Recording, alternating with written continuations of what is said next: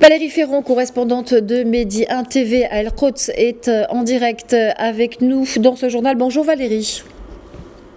Bonjour Nadia et bonjour à tous les téléspectateurs.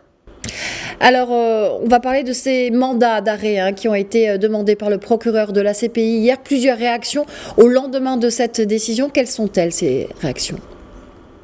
Alors on va commencer par les Palestiniens puisque c'est quand même eux qui sont les plus concernés directement par disons une décision de justice. Ce qu'on pourrait dire dans l'ensemble, c'est que la première réaction, ça a été mieux vaut tard que jamais, puisqu'en effet, c'est la première fois qu'il y a une décision de cette importance, même si ce n'est bien sûr qu'une première étape sur un chemin qui risque d'être long. Mais par exemple, le chef de file d'Al-Mubadara a très bien précisé que c'était quand même une décision importante, puisque pour la première fois, l'impunité octroyée à l'occupant israélien est finalement mise en question. Les factions, les responsables politiques ont cependant tous dénoncé la mise sur un même pied d'égalité du Hamas et d'Israël dans cette décision.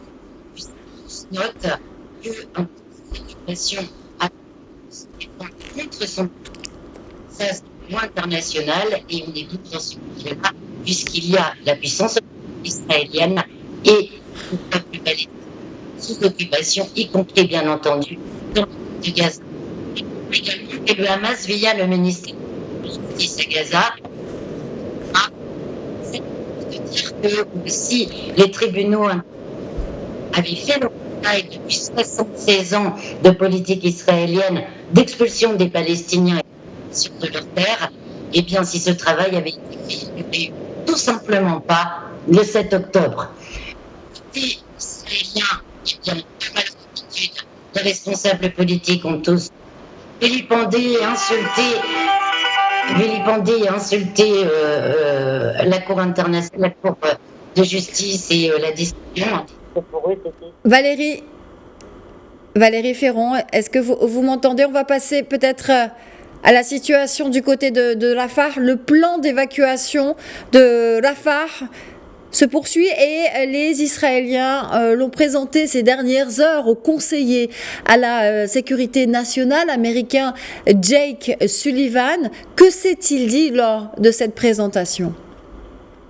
Alors on n'en sait pas grand-chose, mais de toute façon, reprenons, parce que c'est le cas quand même de comment le raisonnement doit se faire à partir des faits sur le terrain. En fait, l'opération terrestre israélienne a déjà commencé depuis 2 semaines.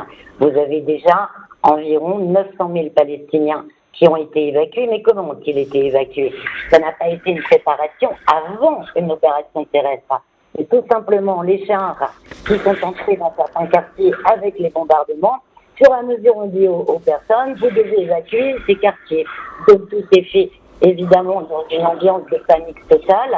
Vous imaginez bien que quand vous avez des familles entières déjà déplacées de nombreuses fois depuis le 7 octobre, qui à nouveau doivent se déplacer dans un endroit où il n'y a pas d'installation réelle pour accueillir tous ces déplacés qui ont tout perdu. Et les Nations Unies ne cessent de répéter qu'il y a un énorme problème à ce niveau-là, puisqu'il n'y a rien pour accueillir ces populations qui de plus sont soumises à un régime toujours de privation d'eau, d'électricité, de médicaments, puisque l'aide humanitaire entre très peu. Donc, le problème à présent, c'est qu'Israël voulait mener une opération terrestre très importante et qu'en définitive, les États-Unis ont toujours dit non, mais les États-Unis sont prêts à accepter une opération terrestre, on va dire, qui serait plus étendue dans le temps.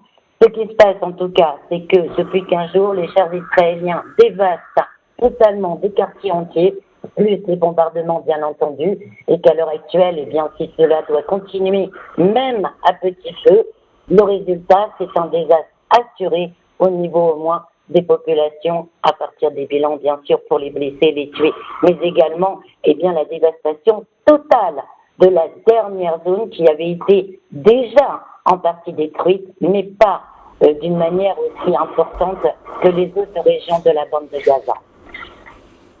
Valérie Ferron, correspondante de Mehdi 1 TV Al-Quds, merci pour toutes ces précisions.